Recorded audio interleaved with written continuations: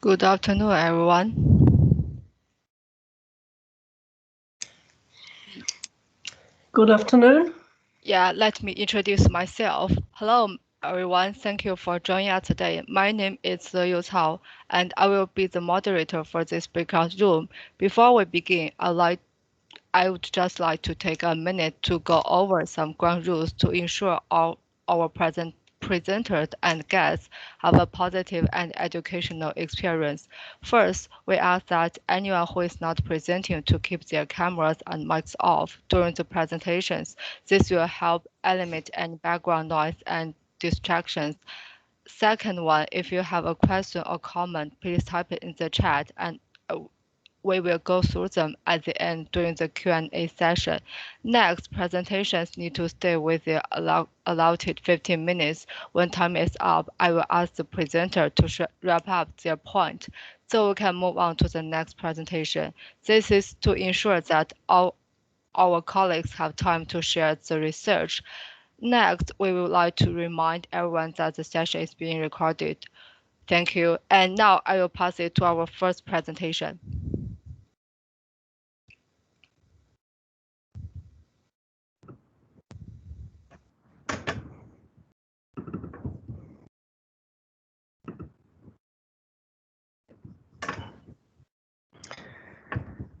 I am just again having trouble with sharing screen, so I will try again here.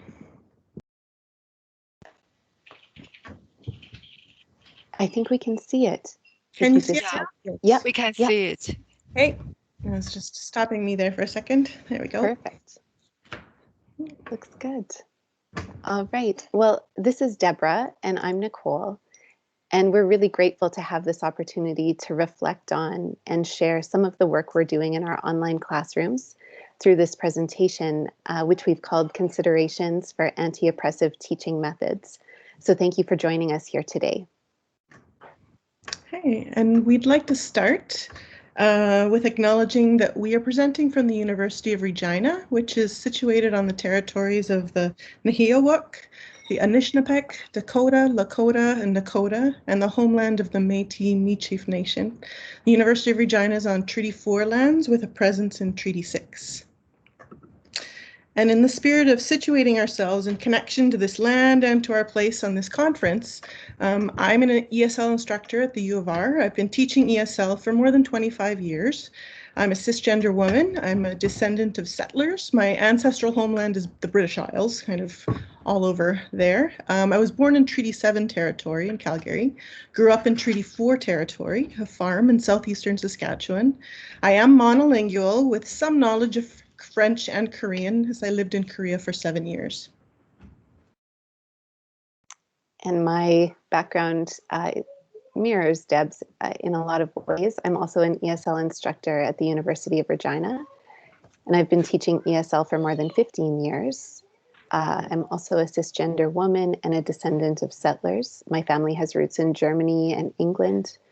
I was born and raised in Regina, which is in Treaty 4 territory, and I'm monolingual with some knowledge of French.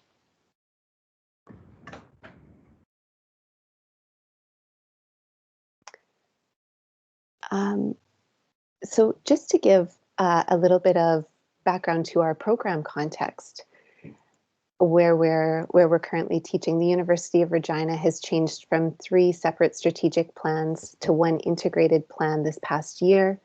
Our Faculty of Education has been moving towards anti-oppressive and anti-racist pedagogy. And now, as ESL instructors, we've needed to reflect those values online. So although teaching online is quite new for us, the need for flexibility isn't. As ESL instructors, we are continually adjusting and responding to evolving expectations because of contract availability, threats to our field and livelihood, and changing demographics in our classrooms. It can feel easier, or as was the case with the pandemic, somewhat necessary to compromise professional and personal development in place of surviving with what we've always done. However, the learning curve that's been required to shift our practice online has made us mindful of our own commitment to continuous learning and modeling curiosity and growth. So together, we've embarked on this project of reflecting on our practice through a more intentional, theoretically based framework, which can allow us to thoughtfully set up the structure of our classrooms with our end goals and values in mind. So while our background is in instructing ESL, we truly believe that the tools and methods that we have used apply to mainstream classrooms with international students, especially those that are multilingual and multicultural. So looking back to our subheading regarding anti-oppressive teaching methods, anti-oppressive teaching practice or anti-oppressive practice is grounded in the idea of recognizing the unique circumstances of power, privilege, and identity, and all of the factors that have influence on this. So when defining what anti-oppressive practice means in our language learning classrooms, we refer to resources, which we'll reference on our last slide, related to critical multiculturalism, decolonization, anti-colonialism, and anti-racism. Rather than articulating the application of the theory in our 15 minutes, we want to focus on practically from a language teaching perspective and how we can negotiate our way through the unique circumstances of power, privilege, and identity in relation to the language we use that shapes our discourse.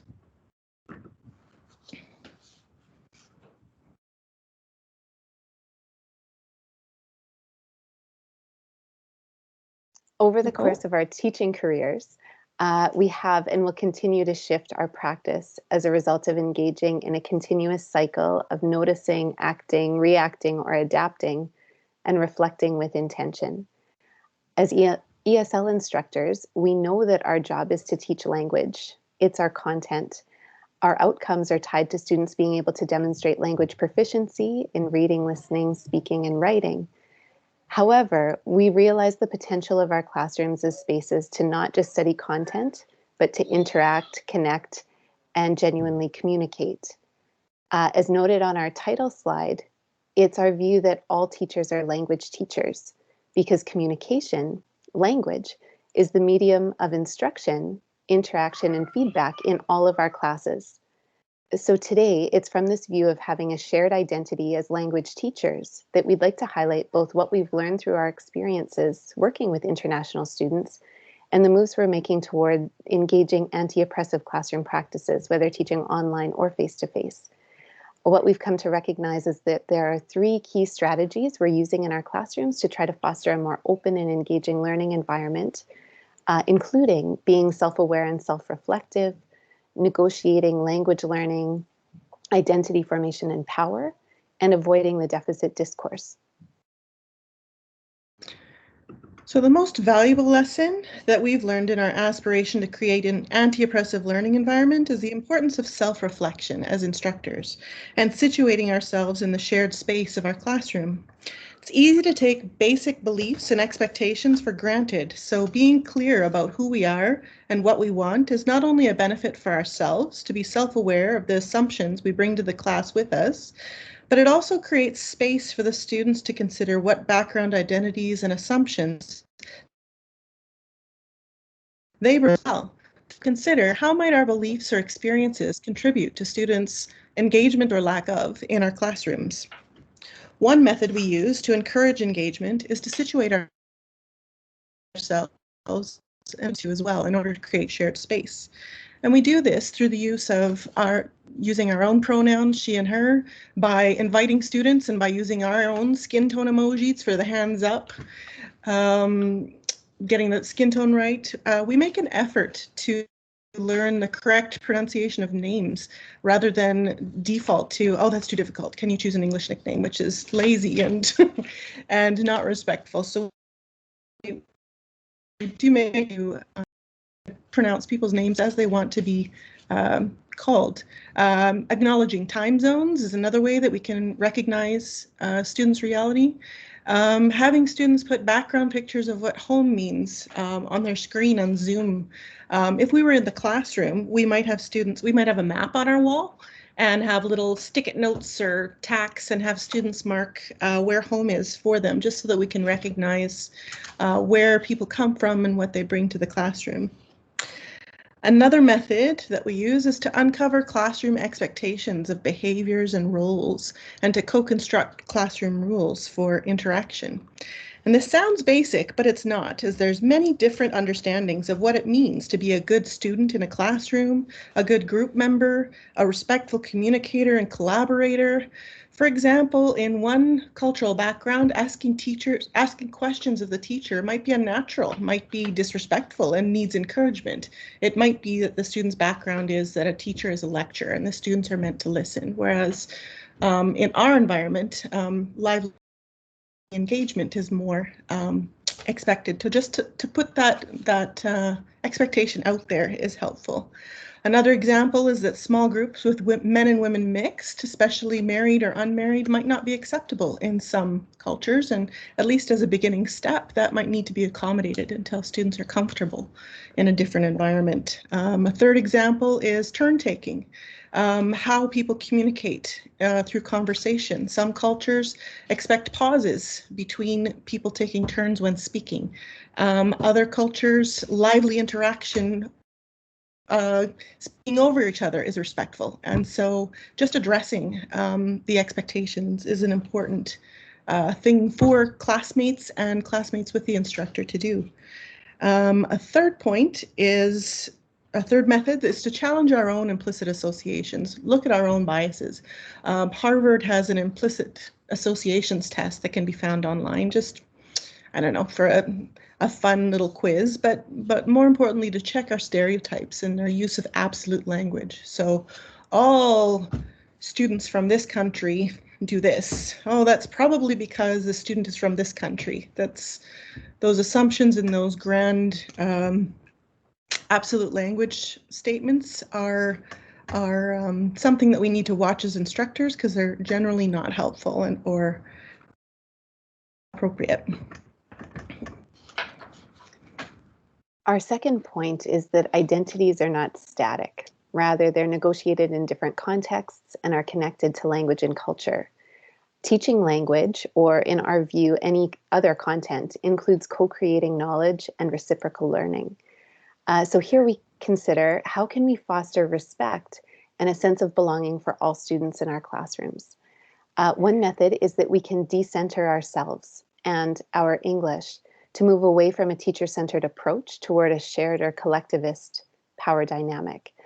An ideal or perfect English doesn't exist. Language, including accent, grammar, and vocabulary, changes because of its users, their purposes, and particular contexts or geographical areas. So how we can address this is by destandardizing the native speaker ideal and situating global English. Specifically, we can do this through the feedback we offer to students. We can recognize that there are options for grammatical structure and that one's voice is in their choice. We can record and share feedback that is written and verbal. We can build transparency into assessment tools like rubrics by using clear, straightforward, student-friendly language. Similarly, we can provide options to students for different modes of completing assignments and introduce them to online tools that allow for collaboration and creativity. Another method is to rethink normal. We recognize that normal is subjective, and we can be mindful of our inclusion of localized content, pop culture references, idioms, slang, or other analogies, and to be careful of this as a means to avoid excluding or confusing students. And our third point here is to make space and intentionally shift our practice to be learner-centered. We can foster this shift by engaging in identity-affirming practices. This could include finding out and using preferred names and pronouns, as Deborah mentioned, and instilling that communication takes two. The onus lies with both a speaker and a listener, and we can help students develop the strategies needed to navigate and mediate these interactions. And the third and last key learning that we have is the importance of the intentional practice of focusing on strengths and avoiding the deficit discourse. So consider, how can we build on students' strengths in our classrooms? And one method is to foster relationships with and between students. And we can do this by being aware of the balance of speakers and not making assumptions about silence. Icebreakers, such as personal questionnaires discussed in small groups, allow for communication to begin and relationships to start to form.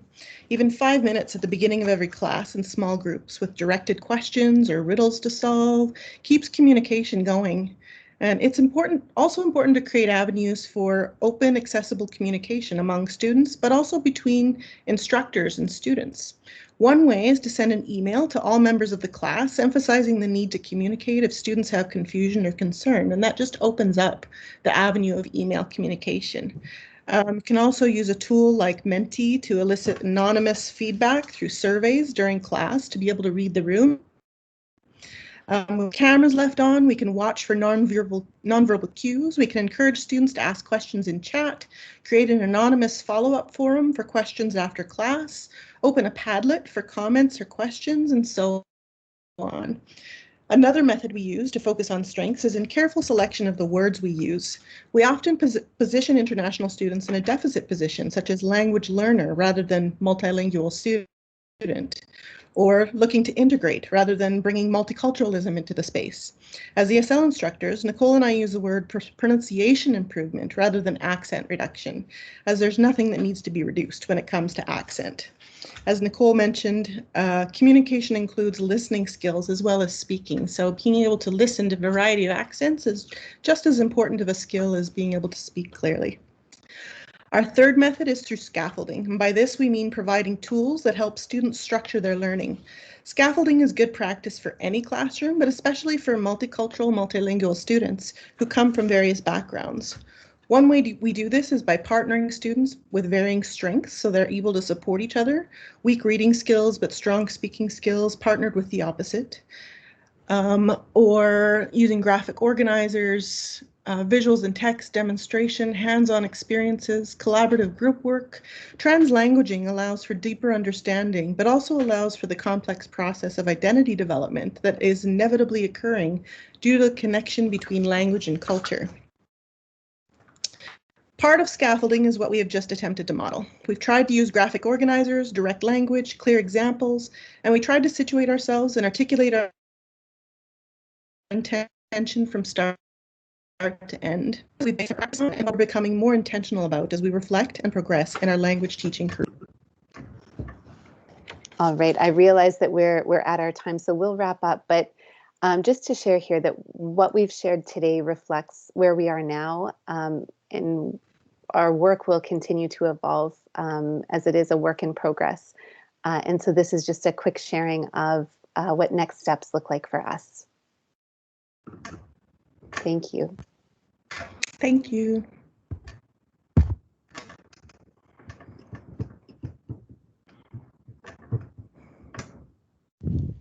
Thank you. And next, please.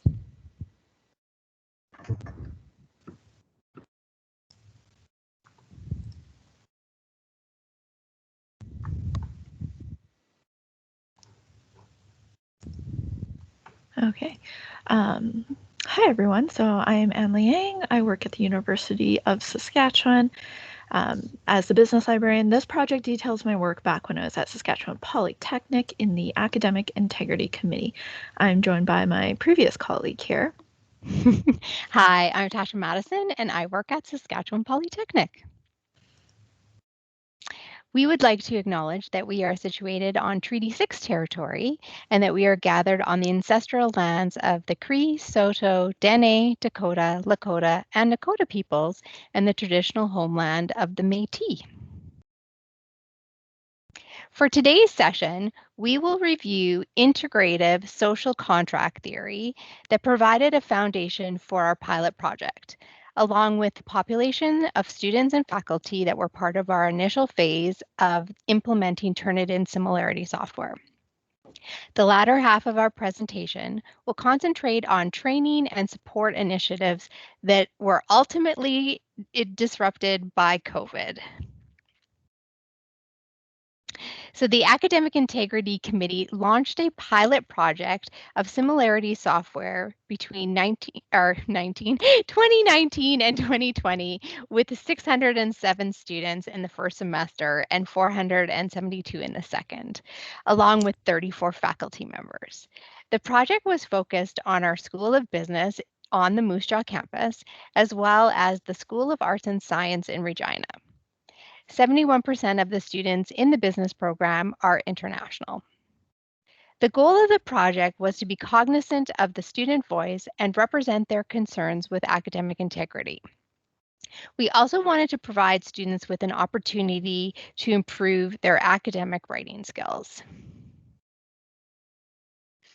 It is important for educators to realize that student perspectives on academic integrity depend largely on their culture, country of origin, and their primary or secondary education, which may include differing views on textual ownership, authorship, working together collaboratively with peers, and rote memorization. The research literature also notes that North American institutions often lack a common definition of plagiarism, nor do they enforce it consistently. While the majority of our students in the program were international, we quickly realized that all students could benefit from this work. One of our colleagues interviewed students from many different cultures for their perspectives on plagiarism. This slide provides a brief look of 4 cultures that are prevalent amongst Saskatchewan Polytechnic students. One of our first assessments gave students concrete examples of plagiarism and then evaluated their perceptions of its seriousness. This assessment confirmed our hypothesis that there are certain scenarios that students may not have considered to be plagiarizing or cheating, but would have nonetheless violated our institution's academic integrity policy. Hard for me to say. It was a great learning opportunity to discuss academic integrity and also to have a debrief with these students about the results.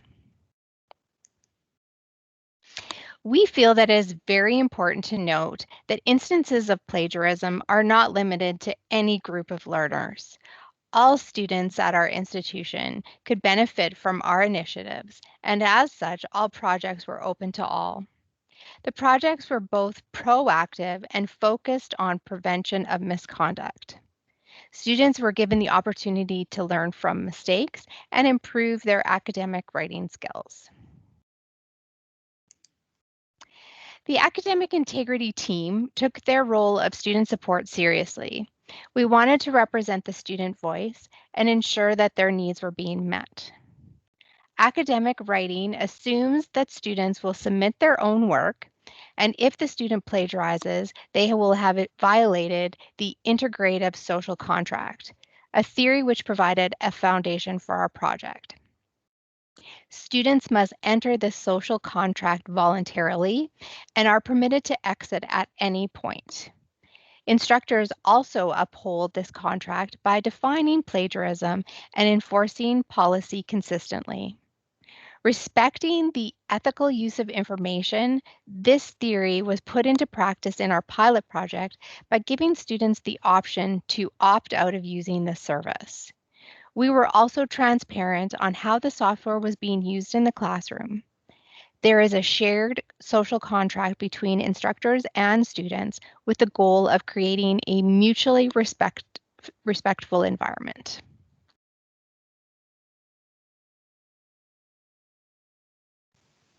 For this project, we use the similarity software called Turnitin. So in order for this software to be utilized the way that we wanted, we had to make sure that both faculty and students were supported and intensively trained. So this took a multi-departmental approach. We enlisted the help of our learning technologies for technical support. We had our instructor leadership and development center train our faculty on pedagogies and changes to assignments. Library and learning services focused on training students on how to interpret these similarity reports and make changes to their assignment. We had Turnitin integrated with our learning management system already, so we wanted to reduce the number of steps students would have to take to access Turnitin.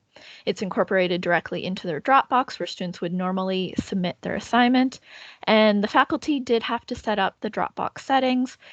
to allow students to do multiple submissions and to allow students to view the Turnitin similarity report after students have submitted. Students could then look at this report, make changes if needed, and then resubmit their work.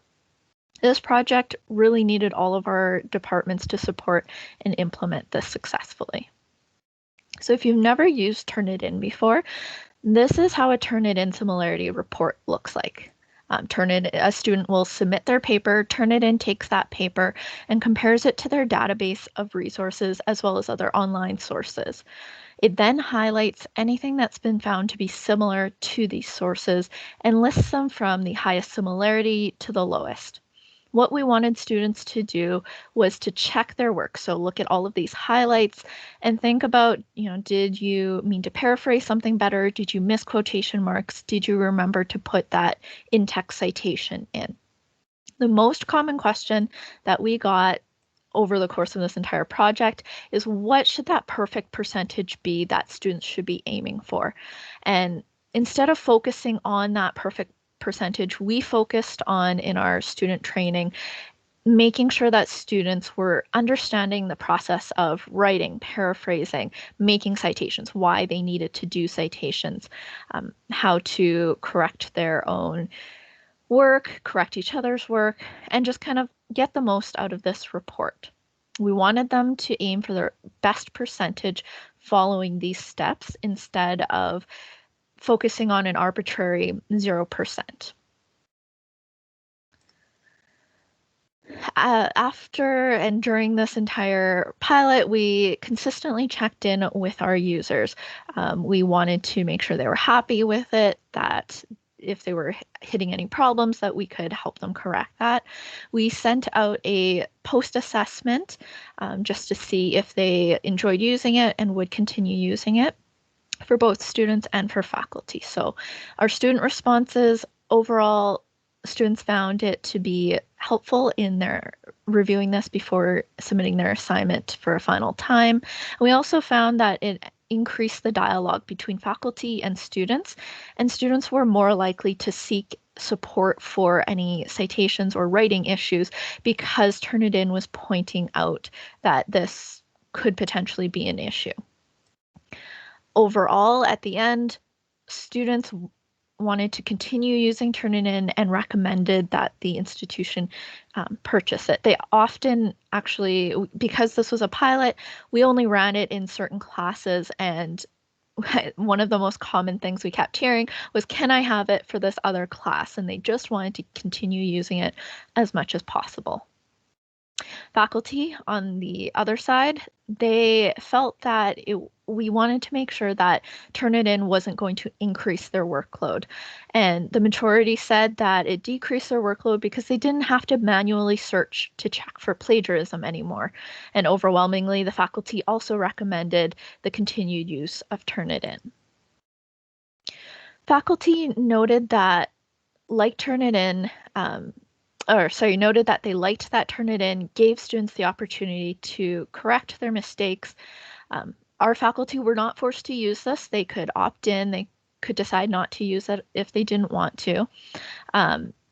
But we provided so much student support, and it was very easy to use, that a lot of faculty chose to use this, and they were actually even encouraged by students to implement it into their classes if they weren't using it. Challenges that they were experiencing before this project was made a lot more prominent during this project, such as noticing that students that were coming in were not prepared for the academic style of writing. Faculty also felt that they needed to update a lot of their assessments to be more authentic, to utilize Turnitin more fully. So less multiple choice, more long answers. We also had difficulties maintaining consistency across courses.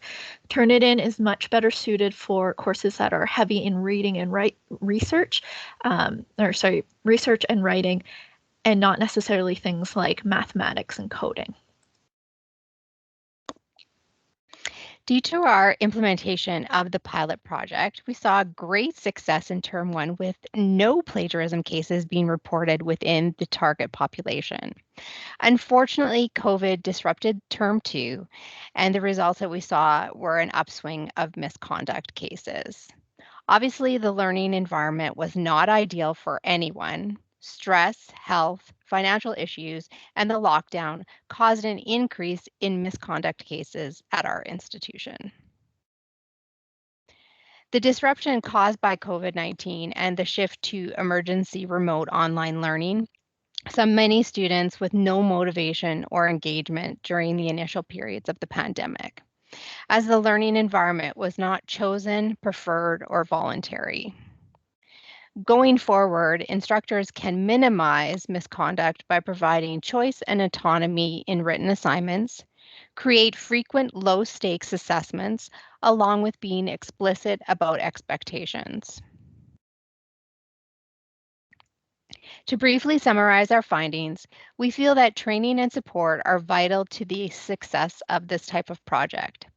Students felt supported, they valued using Turnitin and wanted it available in more of their classes. Students benefited from the opportunity to review the similarity report and make corrections, thus improving their research and writing skills. For us, the interdepartmental collaboration was critical.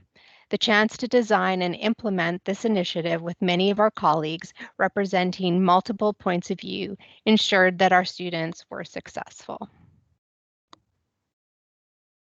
Thank you so much.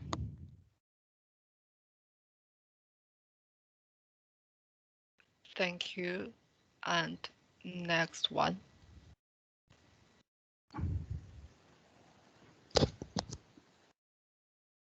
Hello. Hello, I can hear you.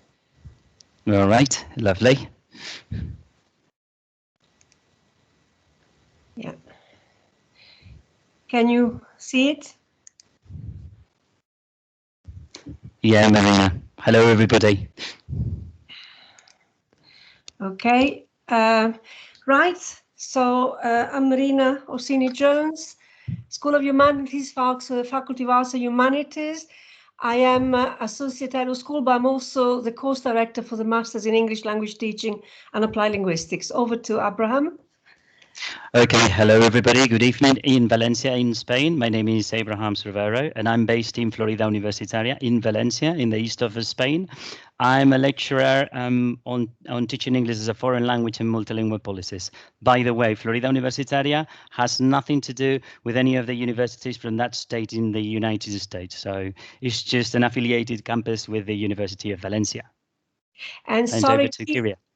Oh, sorry, Kyria, I don't think she's going to be here. Kyria, are you going to be? I think she's retired because she had the migraines.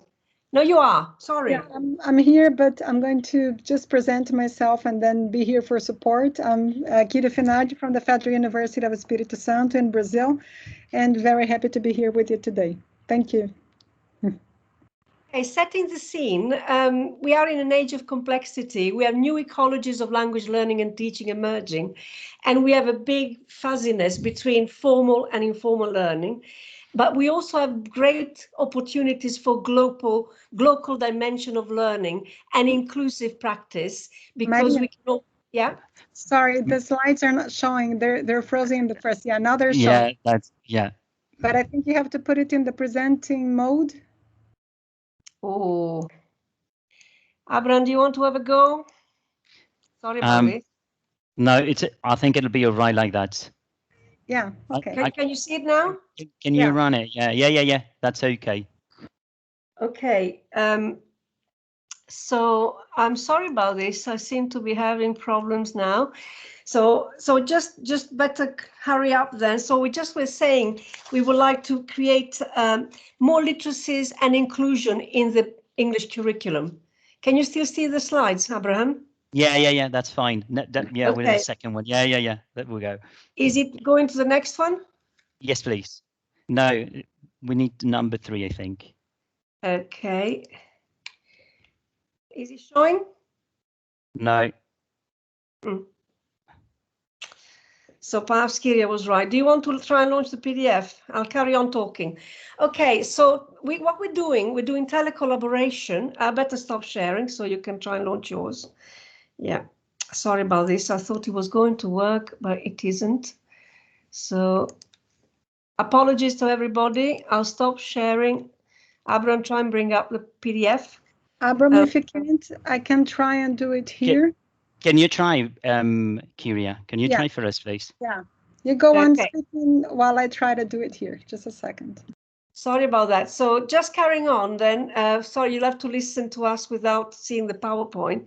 We are blending a massive open online course, which has attracted a lot of participants to our courses. We've integrated the MOOC into the curriculum, and we would like to present to you the reflections, the lessons learned, and also what has COVID meant for us. So for those of you who don't know about telecollaboration or collaborative online international learning or virtual exchange, it is a practice supported by research where we have constructive communication and interaction amongst people located in different geographical positions. And it values intercultural value amongst people from different backgrounds and geographical positions. I'm going to skip the Coiler Coventry, Abraham. Have you brought it up now? We're sharing? I don't, yeah. Can you see it now? Yeah, Yes. So down to slide 5. 5, okay. This one. Okay. Great. Okay, yeah, so we're here, right? Okay. Yes. So basically, we're reporting on Be Melted. This is the 4th year we've run Be Melted. This is the COIL, the virtual exchange. And basically we had our students interacting and reflecting about the topics covered in the MOOC. Okay, mostly synchronously this year, 1 hour a week. Okay, and the topics that feed the topics in the MOOC, they feed into our English language teacher education curricula. The topics covered were how languages are learned, task-based language teaching, content and language integrated learning, online language learning, and global Englishes. Right, the participants we had this year, half of the participants were from Florida Universitaria in Valencia in Spain. A third of the participants, yeah. Sorry. Thank you. Okay, I can move it as well. Yes. Okay. Yes. Right. I can't see it, but anyway, right. In this case, as I said before, half of the participants came from Valencia. A third were from Coventry University, and the rest were from university in China, Sichuan University. And next, please, the Be Melted participants. The origins of our participants were very diverse. In Coventry University, they provided students from many different nationalities, mostly Europeans and Asians, whereas all the students I had were from Valencia, were Spanish. In fact, they were all from the surrounding areas of where the campus is based. And the changes are that all the students from the Chinese University and Coventry University, they were postgraduate students. They were doing a master's in English language teaching and applied linguistics, where my students are pre-service teachers, either primary or secondary school. The participants, the location in the world, all the participants, okay, the students from the 3 institutions went through the MOOC. The MOOC is Understanding Language Learning and Teaching, okay? It is a MOOC designed by the University of Southampton, and it is managed by the platform FutureLearn. And as it can be withdrawn from the picture, the MOOC had participants from everywhere in the world. Okay, the next one, please. Yes, right. I'm on objective research. So research questions is you, Abram, again? Yes? Yeah, it's me. Okay, so the research questions were, can Be Melted support English language teachers and adopt a holistic approach to the integration of technology into the practice? Okay, if Be Melted can promote intercultural awareness in the field of teacher education. If Be Melted can support the identification of troublesome areas in English language teacher education, with particular reference to digital critical literacy development, and can Be Melted support reflection and practice. And over to you now, Marina, with the objectives, please. Okay, oh, so no. Yep. Yeah, so the idea was to repurpose and incorporate these MOOCs And also we wanted to debunk the myth of the native speaker, which unfortunately is still widespread in adverts. So adverts will say we're looking for native speakers to teach English, and the majority of English teachers are not L1 speakers, and we don't like to use native speakers either. We also would like to decolonize the ELT curriculum through dialogic online exchanges cross countries, cross MOOC, and we offer the students this global dimension, but also the local dimension in each university.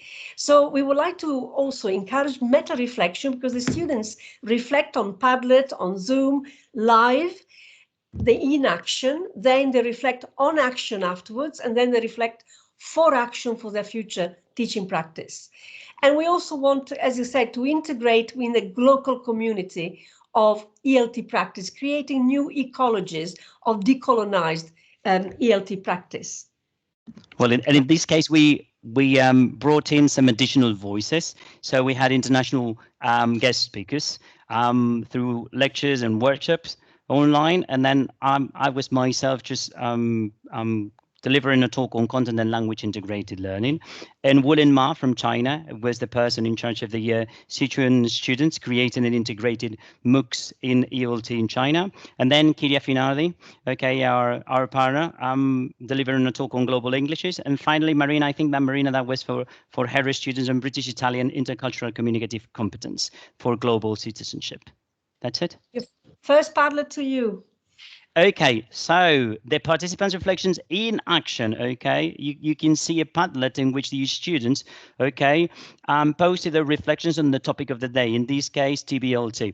Okay, we had our students interacting and we divided them into small groups. We assigned each group a breakout room and they discussed the topic and posted their reflections, their impressions on a Padlet, which is an online notice board, but I think that everybody knows because I heard that somebody else used it in a previous presentation. And exactly the same thing for the next slide, which was about the topic of the day. In that case, in Be Melted, that was content and language integrated learning, and I think that everybody is familiar with that particular method.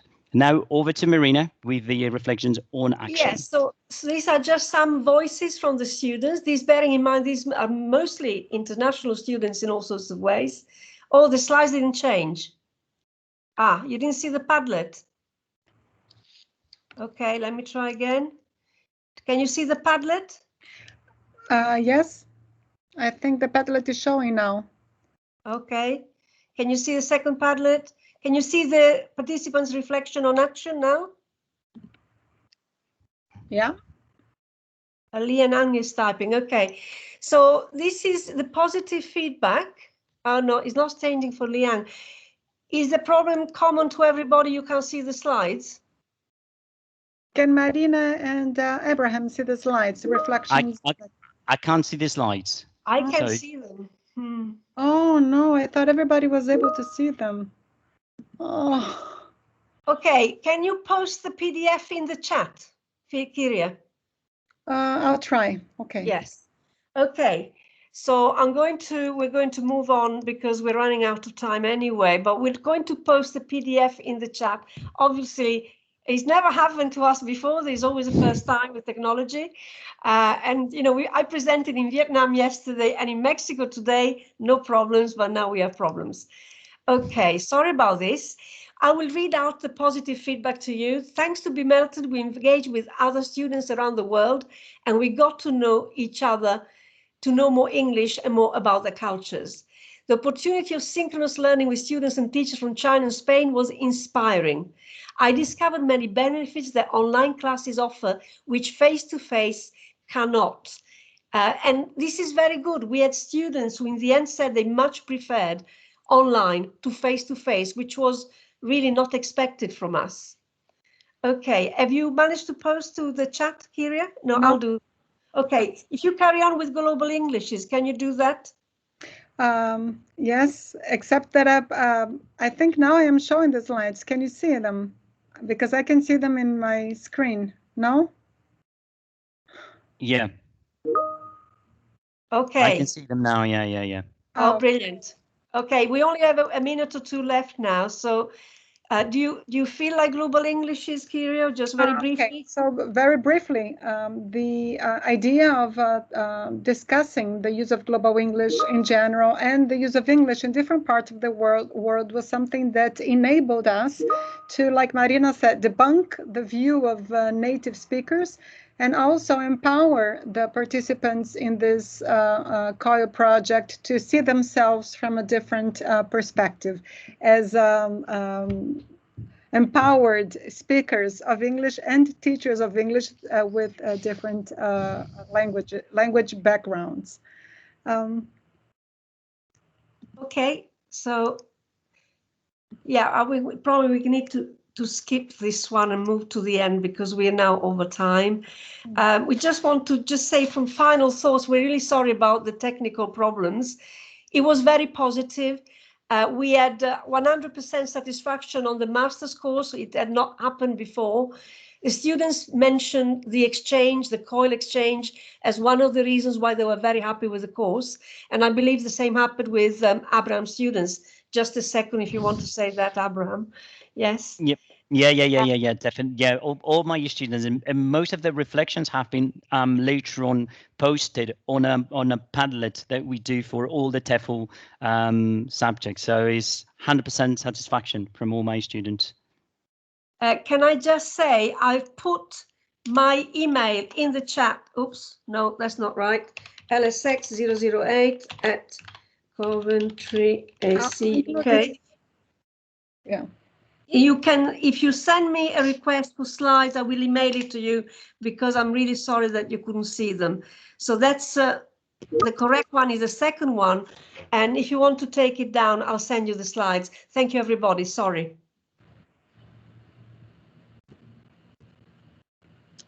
Thank you.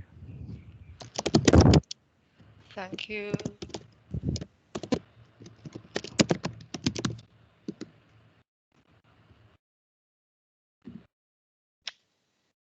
We finish our presentation part, and next part is the Q&A session. Are you ready to ask a question? Yes. Okay, go ahead. No, actually, to answer the questions, if there are any, sorry. And again, we are really sorry about the technical parts. I thought the slides were showing because I was seeing them here in the screen. But anyway. Yeah, I don't know who shares the slides, but he or she can stop sharing because I still can see the slides, the PDF or the slides. Okay.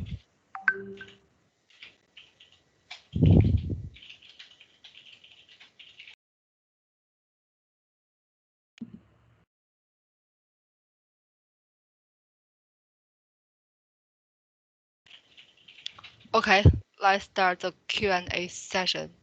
Mm-hmm. Any questions for the presentations?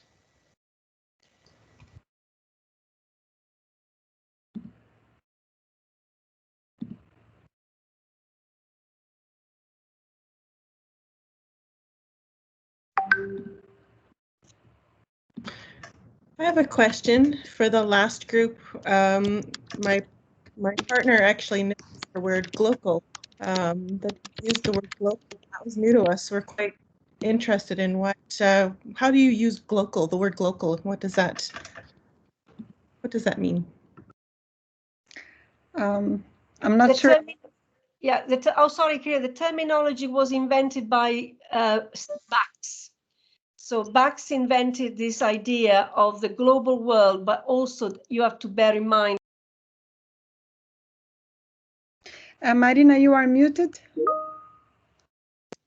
Sorry. So Bax invented the terminology, and also Kumaravadivelu for ELT, the idea that you have to bear the global world in mind, but what also matters is the local context of teachers teaching English.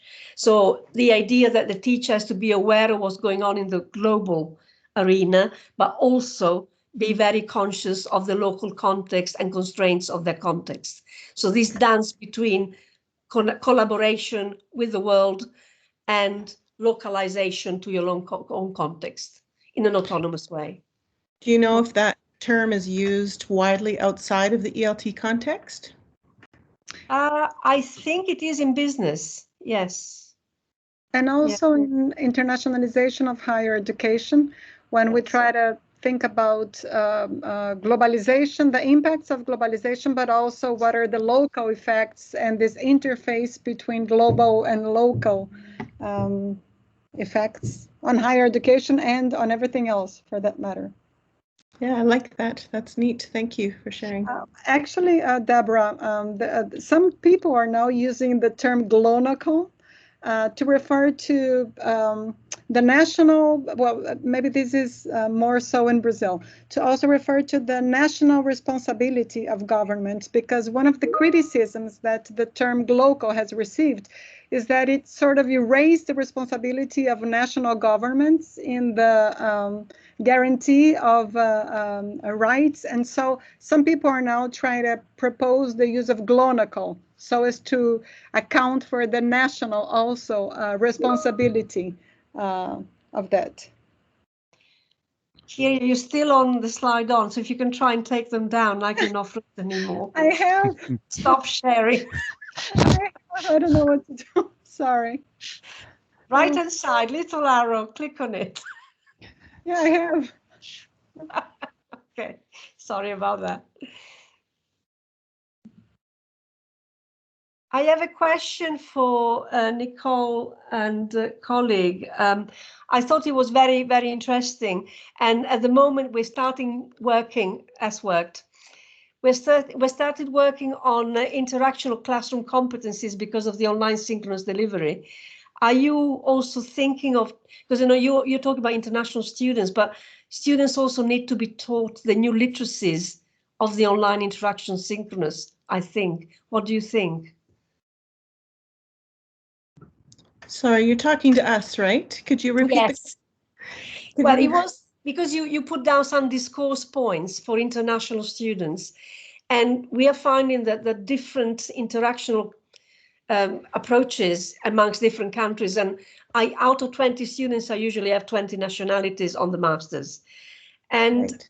I've started teaching them online interactional competencies and classroom competencies to interact with each other, because the rules of engagement, and also they can bring in their own rules of engagement.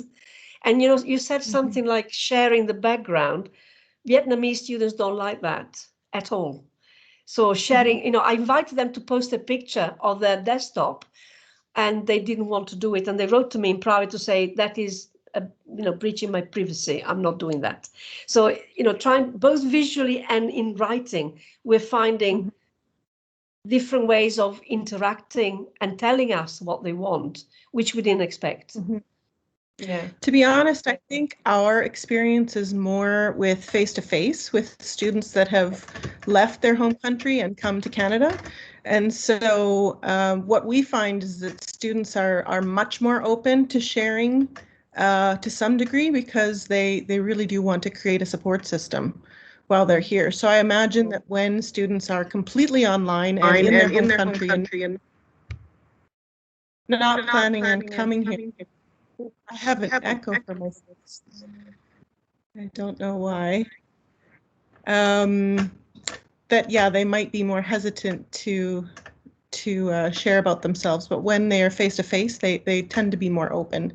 But you're right. Even in that context, there are those who wouldn't like to share, but they surprisingly open up when small groups with each other. It's just up on the public sphere that they're not open. So we might try different attempts to have students open up a little bit, if not to each other, then at least to us, so that the communication avenue is open to be sure that they are following along, and we're building rapport with them.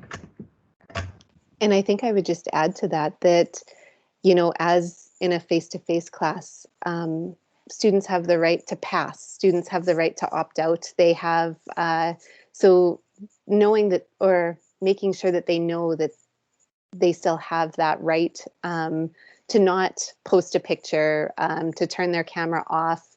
You know, they'll sort of should be able to set some of their own boundaries. One of the things that we've tried to, or, you know, a year in, are encouraging just in keeping even communication open is that, and Padlet is great for that. The Moodle that we use has a forum function, again, where it can be anonymous. So students can give us feedback indirectly or anonymously if they're feeling uncomfortable, whether it's in breakout rooms, in group work, or in the larger context.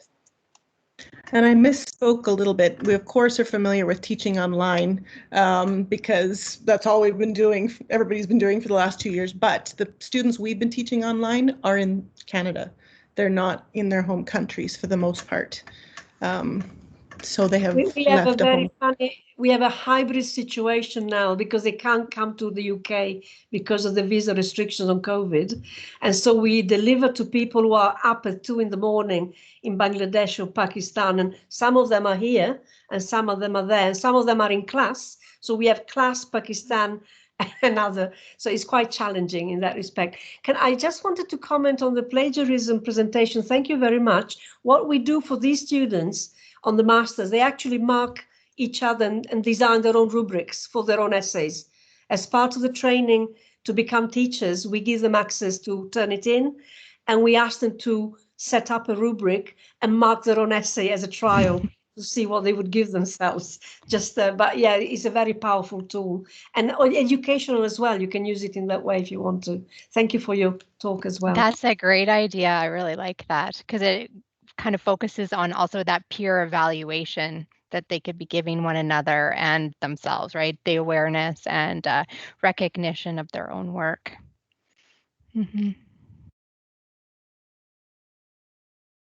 Did you run more workshops with them on practice of seeing how it works as well? Did you show? We did weekly workshops with them quite often. And actually, since we were talking about, you were talking about students that are still stuck in their home country, when we fully implemented it later on, it became a valuable tool for that self-assessment during hours where we weren't available for support. So they could do their homework at 2 p.m. their time in Bangladesh, where it was like 2 a.m. our time. So, and then if they had questions after that, then they can just, make a time to meet with us. We had to be way more flexible with our support times because of that, and being just mindful of what students needed that were in other countries that were missing a lot of that kind of more personalized support that we were doing. So, yeah. Yeah, I agree.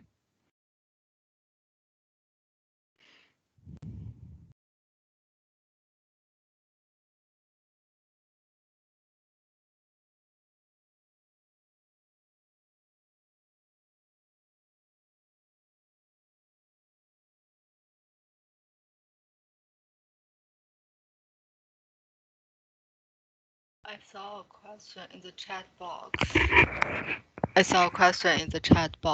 It's for yes, it's for medicine. Yes. I don't know what you mean by internal threats amongst the student groups, like threatening each other or.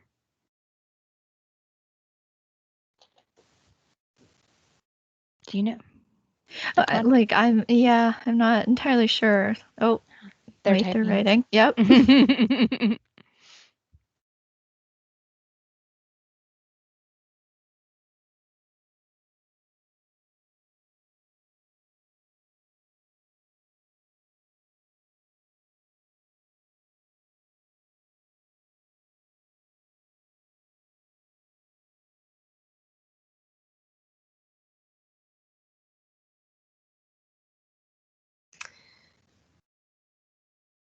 Might be quicker to say it.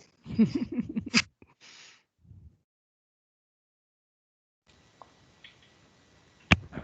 can turn on your microphone if you want.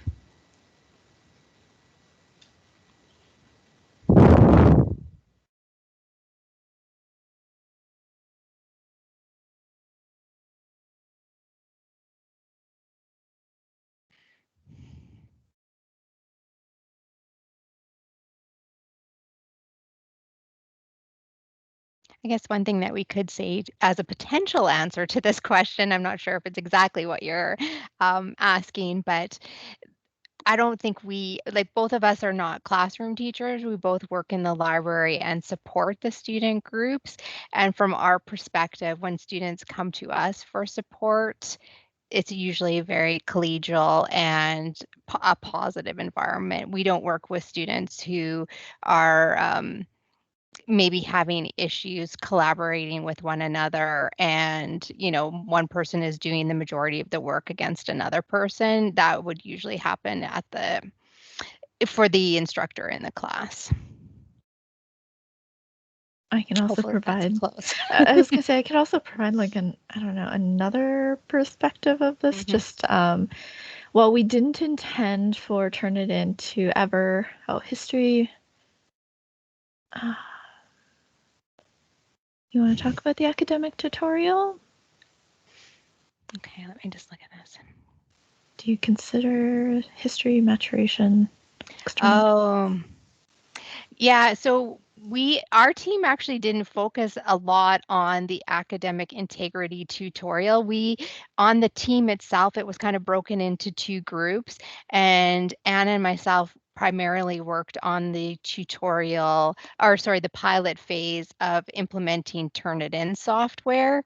So I actually can't speak to what is in the tutorial because I haven't actually looked at it. But we do use it in collaboration with the pilot or the implementation of Turnitin so that students have both options. And if they choose to opt out of using Turnitin, then they're required to use the academic integrity module. And I know that it was definitely designed and implemented so that it would reflect a variety of perspectives, not just domestic students or international students, but really having them have the opportunity to learn from one another and the culture of the country that they're coming from, so that we can really inform what we're all doing together at our institution.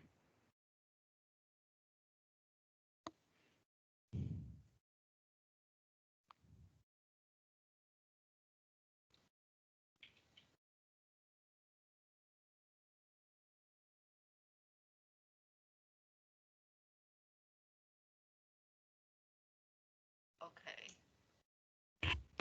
Thank you for your answers. I thought the person answered in the chat box, like history or other external inputs Mm-hmm. the time of academic tutorial. Yeah, I guess one thing that we could offer is that if you're wanting to contact us, I can put my email address in the chat box and I can connect you to the person who's in charge of the tutorial if you'd like to ask for more information about the tutorial itself. Okay, thank you.